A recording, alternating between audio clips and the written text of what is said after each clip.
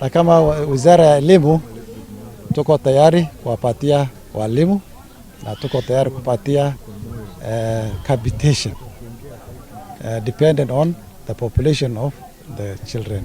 Kwa hivyo tumefanya huu mradi kwa miaka 4 kushirikiana na serikali. Serikali ndio ilitupatia ardhi na idhini ya kujenga baada ya kuwa na haya mawazo, na kwa hivyo kama shirika tumemaliza awamu yetu ya kwanza ya kujenga na ya kuweka vifaa vinavyohitajika. Sasa ni jukumu letu kurudisha mradi huo kwa serikali. Sasa yeye anaweza kuvaa nguo mwenyewe, anaenda haja mwenyewe, anarudi nyumbani. Mpeleka shule, fika saa 7 wanarudi na wale wenzake.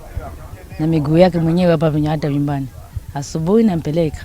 Basari sana zimekuwa zikisaidia mtoto wa kawaida, lakini mtoto mlemavu amekuwa hasaidiki kabisa. Kwa hiyo kama itawezekana katika mabunge yetu ya county, National Assembly na hata Senate, kuwe na jopo maalum ambalo litaangazia mtoto mlemavu hususan katika masuala ya basari.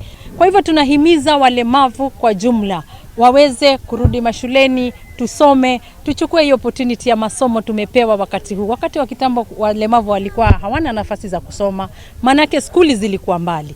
Leo hii tuko na watoto baina sidi 130 ambayo wamesaidika, na hata wengine ambayo bado wako ndani ya hiyo program ambayo tukiangalia labda itafika karibu 200.